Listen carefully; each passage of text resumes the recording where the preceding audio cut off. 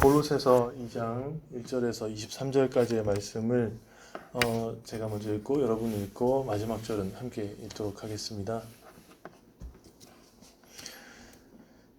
내가 너희와 라오디게아에 있는 자들과 무릇 내 육신의 얼굴을 보지 못한 자들을 위하여 얼마나 힘쓰는지를 너희가 알기를 원하노니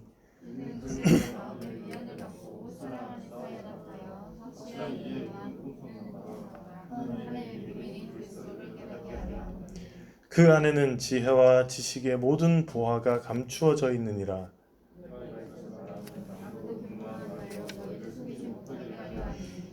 이는 내가 육신으로는 떠나 있으나 심령으로는 너희와 함께 있어 너희가 질서 있게 행함과 그리스도를 믿는 너희 믿음이 굳건한 것을 기쁘게 봄이라.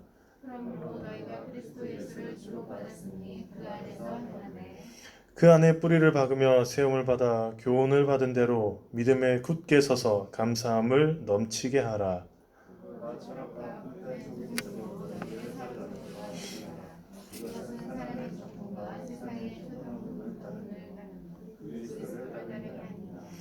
그 안에는 신성의 모든 충만이 육체로 거하시고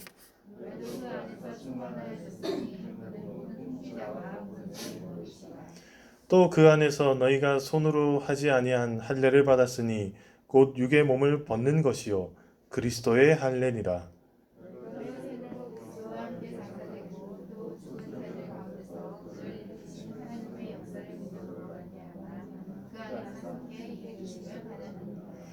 또 범죄와 육체의 무할례로 죽었던 너희를 하나님이 그와 함께 살리시고 우리의 모든 죄를 사하시고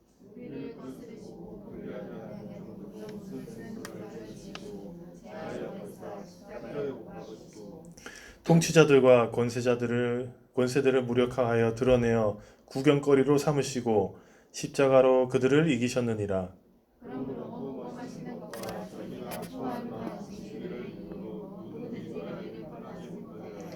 이것들은 장래 일의 그림자이나 몸은 그리스도의 것이니라.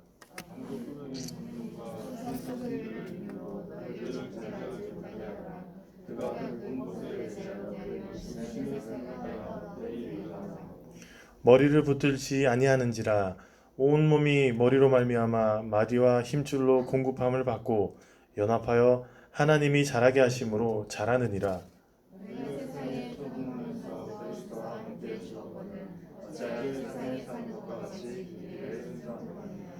곧 붙잡지도 말고 맛보지도 말고 만지지도 말라 하는 것이니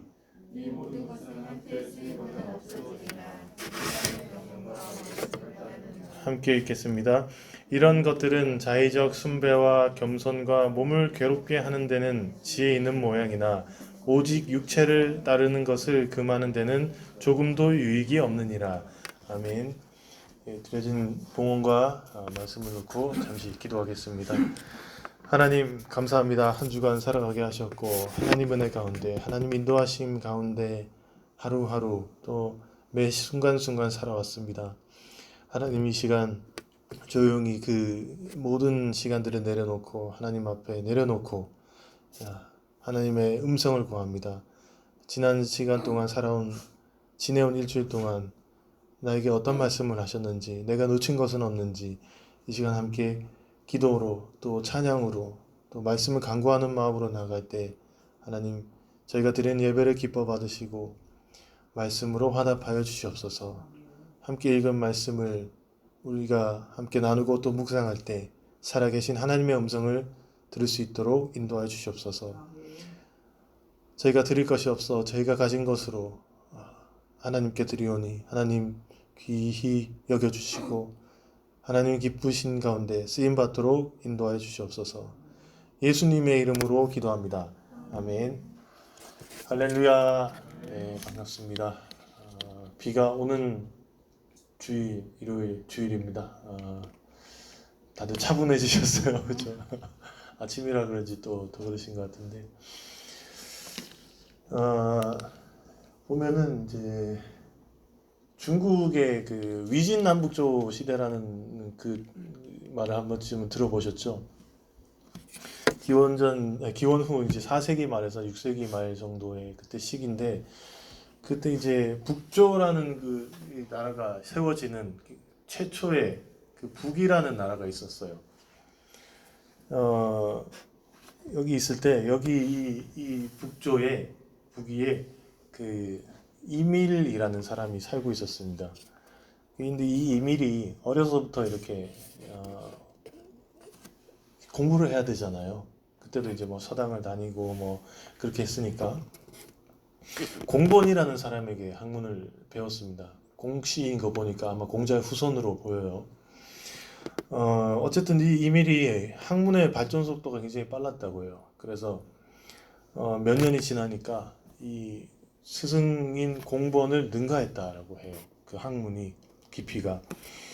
공본이 이제 더 이상 가르칠 것이 없다라고 생각하니까 이거 어떻게 해야 될까 고민하다가 내보낼까 아니면 뭐 어떡할까 다른 사람한테 추천해서 보내야 되나 어떻게 해야 되나 하고 있는데 가만히 생각하다가 이렇게 아니라 내가 배워야겠다 해서 제자 이밀에게 이렇게 배움을 청합니다. 나를 좀 가르쳐 주시게.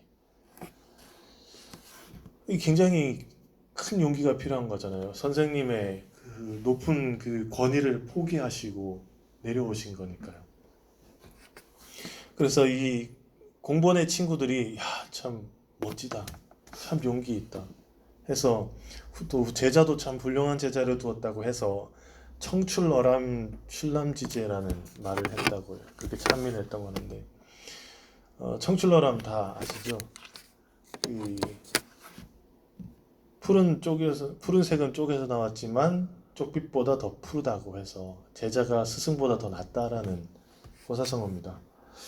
다들 알고 있는 이 말은 원래 이제 춘추전국 시대 사상가였던 이제 그 순자가 했던 말인데 우리가 사회 구성원으로 살아가기 위해서는 또 혹은 사람답게 살기 위해서는 최소한의 어떤 배움의 정도가 있어야 된다라는 얘기죠. 그리고 또 그 배움이 계속해서 그쳐서는 안 된다. 내가 여기까지만 배우고 그친다. 그러면 안 된다는 거죠. 그래서 순자의 그런 교육에 대한 강력한 권면이 담겨져 있습니다. 사실 근데 순자가 원래 사람이 악하다고 봤잖아요. 원래 태어나면서부터 욕망덩어리라서 사회적인 규범이나 이런 걸 배워야 사람이 그래도 산다라고 생각했던 사람이기 때문에 그런데 진짜 이렇게 보다 보면은 그래도 이제 규범을 이렇게 하나씩 다 배운 윤리적으로 행하는 사람들이 있으니까 배워서 이 욕심 많은 혼란 속에서도 좀 사회가 잘 그래도 굴러가고 있는 것 같습니다. 어쨌든 이 배움은 굉장히 중요하겠죠. 학교를 어디로 가든지 무엇을 배우는지 어떤 분에게 배우는지 이것도 굉장히 중요하고요. 태어나서 최소한의 사회적 규범과 지식을 배우지 못하면 사람의 사회적인 구실은 아마 하기는 어려울 것 같아요. 그리고 사회적 분위기나 사조나 흐름에 따라서 또 뭐 필요에 따라서 이것도 배우고 저것도 배우고 그것도 배우고 요것도 배우고요. 그러면서 한 사회 일원이 되어가지고 사회를 떠받치는 그런 버팀목이 되죠. 우리 여기 청년들도 있는데 그렇게 열심히 배워서 이렇게 떠받치는 버팀목이 되잖아요. 사회적으로 볼 때는 또 집안의 기둥이 되시고 또 이런 사람을 만들기 위해서는 아무래도 교육이 가장 중요하죠. 영국의 문학평론가였던 존 러스킬이라는 분이 이렇게 교육에 대해서 정의를 해놓으셨더라고요.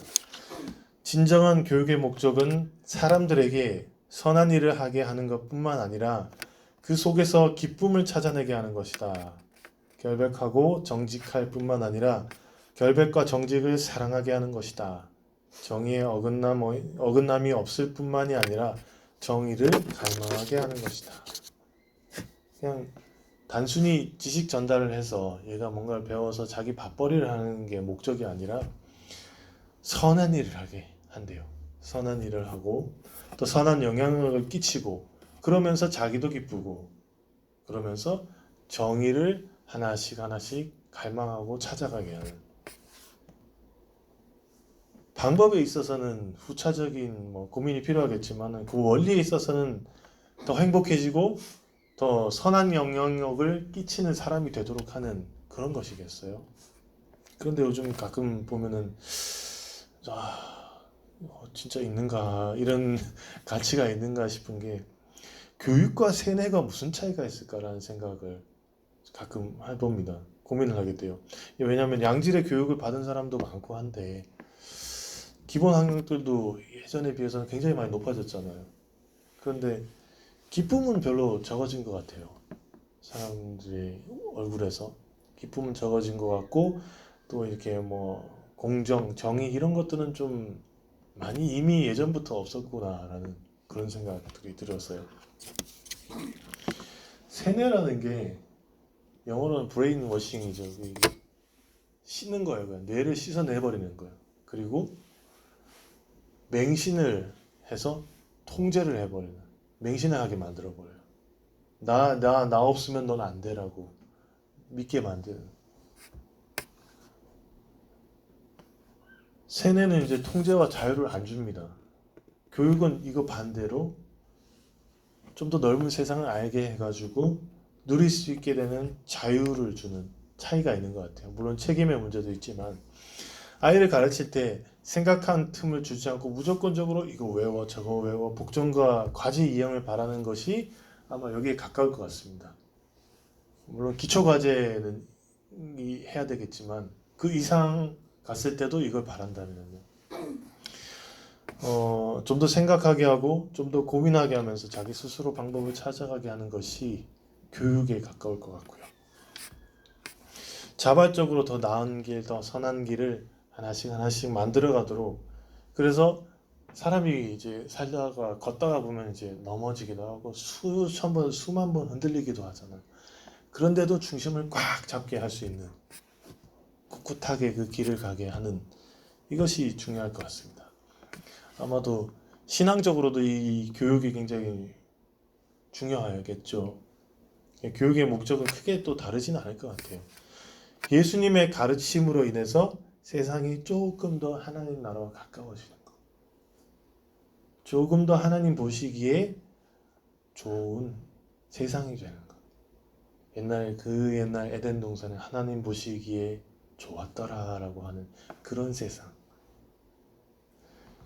예수님이 만약 이 세뇌를 시키시려고 했으면 옆에서 계속 잔소리를 하셨겠죠. 안 돼, 이러면 안 돼. 통제하고 지시하셨을 것 같은데 안 그러셨죠. 한 번씩 모델을 보여주시고는 제자들을 또 파송하시기도 하셨고요. 살아계셨을 때 또 승천하실 때 또 파송하시고 부족한 것을 보충해 주시기도 하면서 앞에서 당겨주고 뒤에서 또 막 밀어주고 또 제자들을 파송하셨을 때 이 귀신을 쫓아내지 못한 그 사건이 있었지 않습니까? 그러니까 예수님이 하신 그대로만 따라만 하면 된다라고 생각을 했던 것 같아요. 그 방법론에 잠식되어 있던 거죠. 잠식되어 있지 않도록 따끔하게 혼내시기도 하셨고요.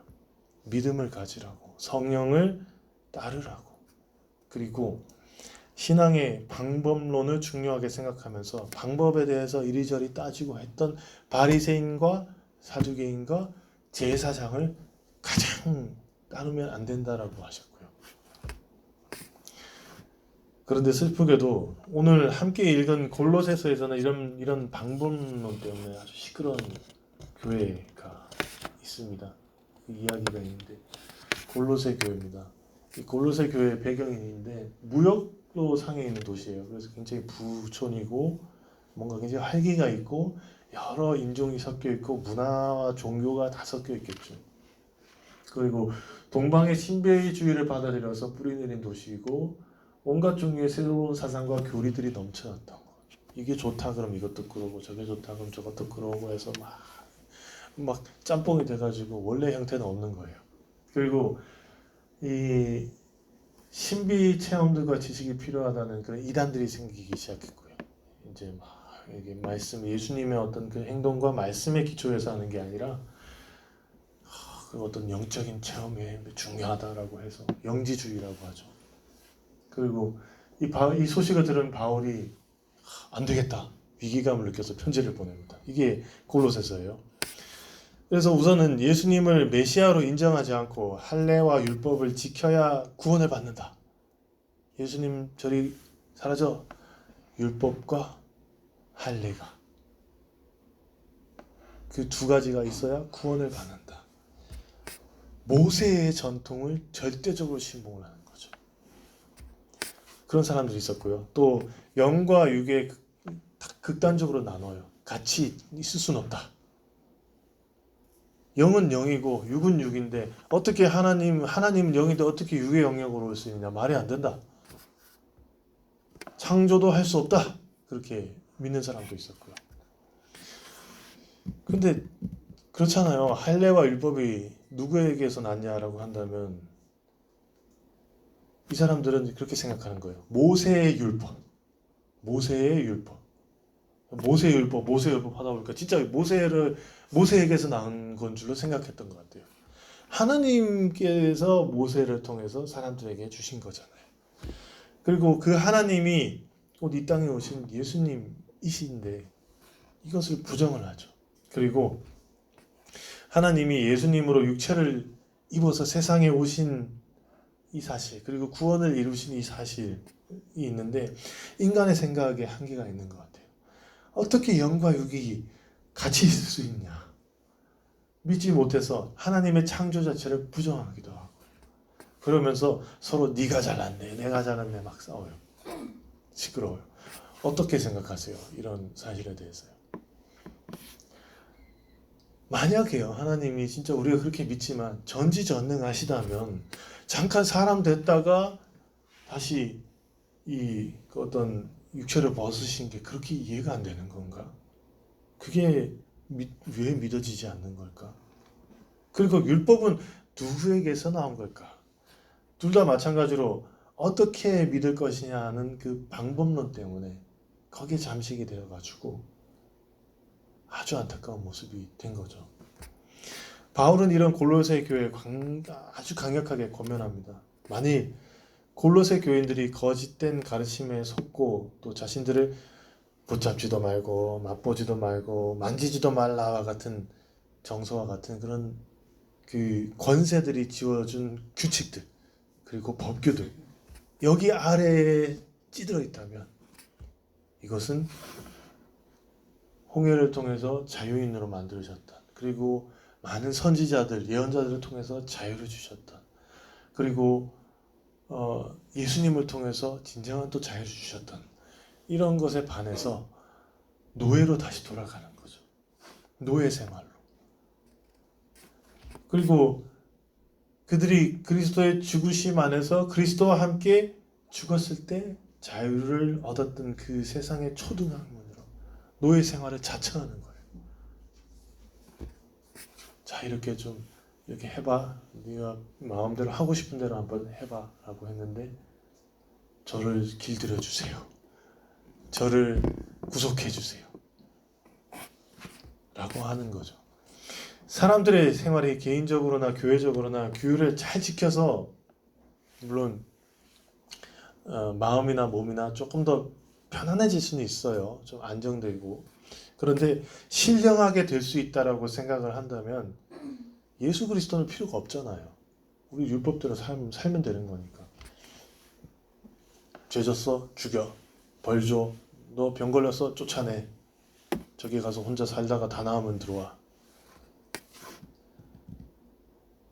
세상은 사랑하지 말라는 기준을 믿지만은 기준에 따라서 외적으로 순정하면 반드시 내적인 영성도 나아질 것이다 라는 말은 성경에 없습니다. 오히려 이러면 세상과 갈등이 생기지 예수님이 말씀하신 것과는 거리가 있게 되는 것 같아요. 우리가 만든 종교적인 규율들 여기에 순종을 잘한다면 외적으로 보기에는 물론 좋은 일입니다만 그게 전부라고 생각한다면 외적으로 보기에는 아주 신령하고 거룩해 보일 수도 있어요. 참 영빨이 있는 것 같다고. 그런데 바울은 말해요. 이런 것들이 육신을 조절하거나 극복하게 할 수는 없다고. 명백하게 얘기합니다. 규율들을 지키는 것은 중요하죠. 그리고 우리가 보기에 매력 있게 또 보여요. 참 멋져 보이고요. 종종 이런 거룩해 보이는 모습으로 신앙심보다 우월한 영성을 나타내는 것처럼 보일 수도 있습니다.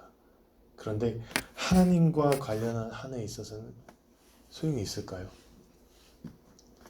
그 내면을 들여다보시고 골수를 탁 찍어서 쪼개기까지 하신다는 그런 분인데 그 속내를 모르실까요? 교회적으로, 사회적으로, 개인적으로 무엇을 했느냐, 얼마나 했느냐 이것보다는 그것도 중요하겠지만 그것보다는 예수 그리스도를 깊이 알고 거기에서 시작된 마음인가 이것이 중요할 것 같아요. 가끔 생각해 보면요, 하나님의 마음이 아버지의 마음이다라고 표현을 하잖아요, 성경에서도. 그리고 예수님의 마음도 만약에 그런 마음이라면 예수님이 어떤 마음이셨을까 생각하다 보면 우리가 청출러람 하기를 바라시진 않을까라는 생각이 들어요. 여러분 생각은 어떠세요? 물론 예수님을 뛰어넘을 수는 없겠죠, 우리가. 그렇지만 한 가지는 확실합니다. 예수님을 따르는 방법이 이것이다라고 한 가지로만 특정 지어서는 또 규범화시켜서는 결코 좋은 결과는 없을 것 같다는 거예요. 영상을 하나 함께 보실 텐데 미술 천재라고 이제 영재 발굴단에서 나왔던 우림이라는 아이예요. 그림을 그리는데 한번 보고 또 계속 말씀 나누겠습니다.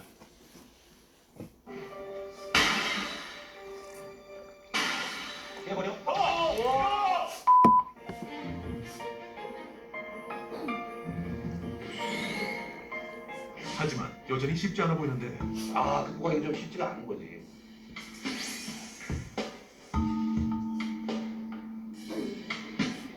그림이 안 풀리나요? 왜 그런가요?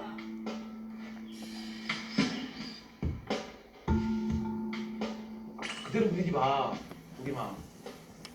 다르게 그려. 그때 재밌어?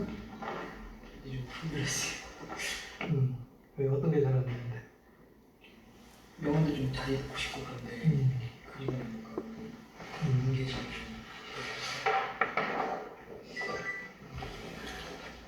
좀 영화를 꼭 넣어야 되나? 너 전에 보니까 다 상으로 그랬더만. 그러니까 그 트라우마 때문에. 욕을 보니까 구태여 그러고 싶은 마음이 드나? 좀 영화를 듣고 싶은 마음이 생기는 거야? 네가 이 석고 때문에 석고를 그려야 된다는 강박관념 때문에 계속 이 어떤 명암이나 이런 거를 그려야 된다는 그런 강박관념이 있는 것 같아. 그래서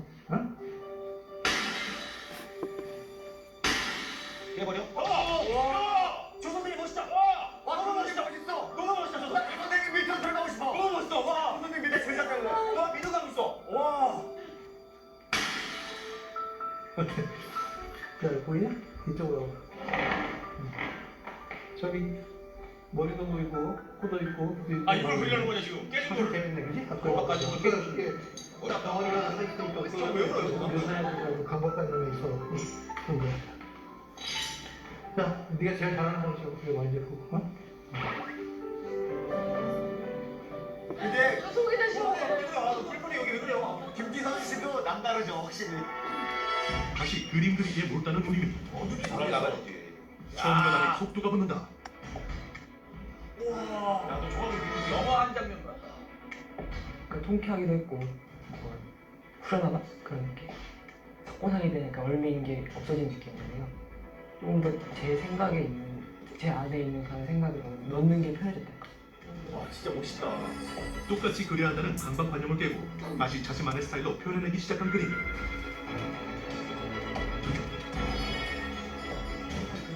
옛날 그림 좋았더라. 이게 진짜 무슨 영화 한 장면. 완성이 대단하네.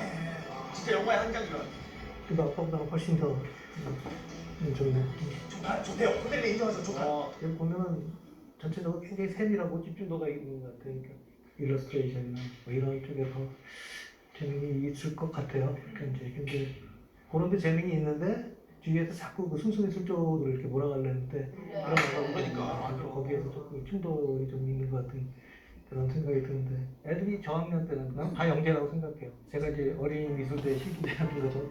이렇게 심사를 해보면 굉장히 자유롭기 때문에 어른들이 생각할 수 없는 부분들을 어쩌다 보면 이렇게 딱 만들어내요. 그런 애들이 이제 나이가 들면 자동적으로 그런 어떤 우리가 기대하는 어떤 그런 연계성을 잃게 돼요. 그건 이제 우리나라의 어떤 교육이 이제 또 경계성을 잃게 된다냐? 망쳐버리는 부분도 있는 것 같아요. 저버린다. 맞아. 너무 잘 그렸다 이거.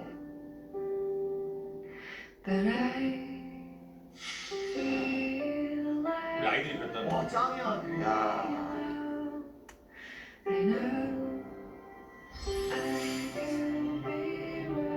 이런 그림들이 이렇게 그냥 틀에 박힌 그림으로 바뀌어. 다 똑같은 그림을 그리게 만든다. 그러니까 연계성을 잃어버리게 되는 거죠.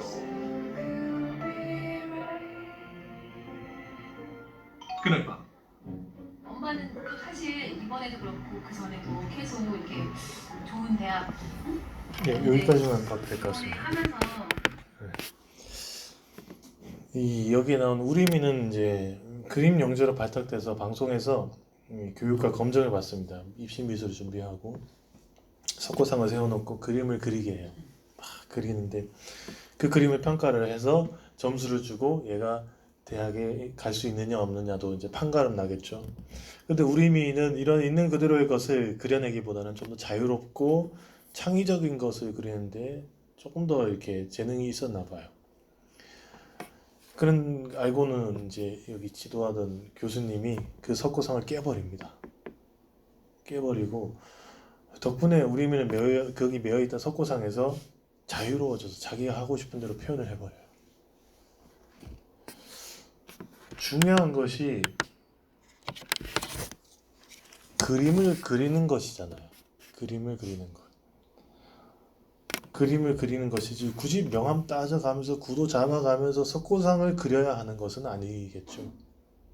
물론 어느 정도 선을 긋고 원을 그리고 하는 기본은 있어야 되겠지만 중요한 것은 그림을 그리는 것이잖아요. 일러스트를 그리던 팝아트를 그리던 뭐 순수 미술을 하던 뭘 하던 그림을 그리는 것이 중요하죠. 신앙적으로도 예수님을 깊이 알고 그 가르침을 따라 살려고 하는 게 중요하지. 그러기 위해서 성경을 몇 독하느냐, 무슨 기도를 몇 시간 해야 되느냐, 과연 그게 그렇게 중요할까라는 생각을 좀 들어요. 진정으로 상한 심령으로 기도하는 것이 중요하잖아요. 성경에도 나와 있잖아요. 몇 시간 동안 주야, 주야 이렇게 하고 있는 게 중요할까요? 우상 뭐 별거 있겠습니까? 고착화되고 절대화돼 버리면 그게 우상이 되는 것 같아요. 이 서양 철학계에서 천재 중에 천재라고 불리는 사람이 있어요. 루드비 비트겐슈타인이라는 사람입니다. 비트겐슈타인은 이제 언어 철학을 했던 사람이에요. 근데 언어 게임 이론이라는 것을 이렇게 얘기를 했는데 이 언어 게임 이론이 뭐냐면은 모든 말, 우리가 쓰는 모든 단어는 상응하는 말이 있어요. 그래서 상응하는 말이 있어서 그걸 사용을 하는데 만약 상응하는 말이 없다면 혹은 또 무엇인가 참과 거짓으로 판별할 수 없는 것이라면 말할 수 없는 것이다. 그렇기 때문에 거기에 대해서는 말하지 말아야 한다라고 얘기를 했어요. 무슨 말이냐면 뜨겁다라고 말을 한다면 거기 반대되는 상응하는 말이 뭐 있을까요? 차갑다가 있겠죠. 또 지금 밝지 않습니까? 불을 끄면 어떨까요? 어둡죠. 말을 할 수 있어요. 상응하니까. 또 볼 수 있으니까. 직접 알 수 있으니까. 판단할 수 있어서 참과 거짓을 판단할 수 있어서 말로 할 수 있는 겁니다. 얼음을 뜨겁다라고 하면 그건 거짓이 되겠고요. 뜨거운 커피를 차갑다 시원하다고 하면 그것도 거짓이 되겠죠.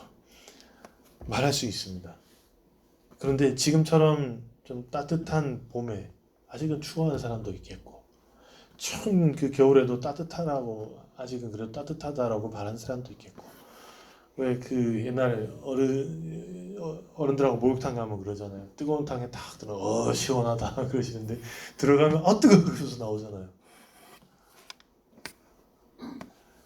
말하는 사람이 달라요. 다 절대적인 온도와 계절이라는 개념은 있지만 체감하는 계절의 온도는 개인마다 다 달라요. 그렇기 때문에 참과 거짓을 판별할 수 없습니다. 말할 수 없는 거예요. 그리고 상응하지 않은 말, 예를 들어서 우리 신을 말한다, 하나님을 말한다고 한다면 하나님의 상응하는 말이 있을까요? 하나님의 상응하는 말, 뭐 어둠, 사탄, 그 다 하나님한테서 나온 거잖아요. 하나님 자체에서 상응하는 말이 있을까? 아마 찾기는 좀 어려운 것 같아요. 그래서 말할 수 없는 영역은 참과 거짓을 판별할 수 없어요. 그래서 말을 아껴야 된다라고 했어요. 그리고 판별할 수 없는 만큼 더 조심해야 된다. 중요하다고. 그래서 말을 하지 말아야 된다라고 했어요. 왜냐하면 말하는 순간 고착화되기 때문에. 무슨 말을 하냐면 우리는 너무 간단히 언어의 마술에 속는다. 일례로 강력한 마력을 지닌 말은 바로 이거다. 안다. 나는 안다. 안다는 말만으로 상대는 그 사정을 깡그리 이해했다는 식으로 생각한다. 이와 마찬가지로 자신이 그것에 대해 알고 있다고 생각한 순간 어느새 깊이 탐구하지 않게 된다. 깊이 탐구하지 않게 되면 사랑하지도 않게 돼요. 이 비트겐슈타인은 굉장히 종교적인 사람이었어요. 그렇기 때문에 당시 이제 철학자들과 종교학자들과 신학자들과 막 열렬히 토론하면서 신이 어떻고 자연이 어떻고 신은 여기 있다 저기 있다 이게 신이다 하고 막 왈가불가하면서 있냐 없냐 네가 옳다 내가 옳다 하는 것을 그런 어떤 그 시대의 철학적인 사조들을 다 깡그리 깨버립니다. 조심해야 된다. 니들이 뭘 아는데? 우리는 다른 무엇이 아니라 그리스도 예수를 주로 받은 사람이죠. 그리스도인입니다. 예수님을 스승으로 삼고 스승을 따르며 배우는 사람들입니다. 다른 지식들은 그 따르는 방법들을 고민하는 데 있어서 도움은 돼요. 그리고 의심을 해보고 부정을 해보는 것도 나의 믿음을 더욱더 굳건히 하는 데는 결국에는 도움이 될 거예요. 더 굳건히 하겠지만 율법이, 헌법이, 규율이 우리를 올가맨다. 그런 순간 예수 그리스도와는 조금씩 멀어질 것 같습니다. 반드시 이렇게 해야만 믿음이 있다. 반드시 저렇게 해야만 성령이 오신다. 여러분, 하나님을 우리가 가진 작은 틀에 가둘 수는 없지 않습니까? 그렇죠? 오늘은 이제 스승의 주일로 지내는 날인데 성령으로 우리를 가르치시고 인도하시는 예수님의 마음을 아시죠? 그리고 그 예수님의 마음을 닮아서 아이들을 맞이하고 있는 우리 선생님들 여기도 앉아 계신데 모든 선생님들을 놓고 또 기도도 해보고요. 또 더 나아가서는 여기 모인 우리가 모두가 가정에서나 어디에서나 우리의 선생님이신 예수님을 닮아서 서로 가르치고 배우는 아름다운 교회, 여기 교회뿐만 아니라 여러분 각자가 교회잖아요. 가서 교회도 거기에서 만드시는 교회, 그것이 아름다워지기 기원합니다.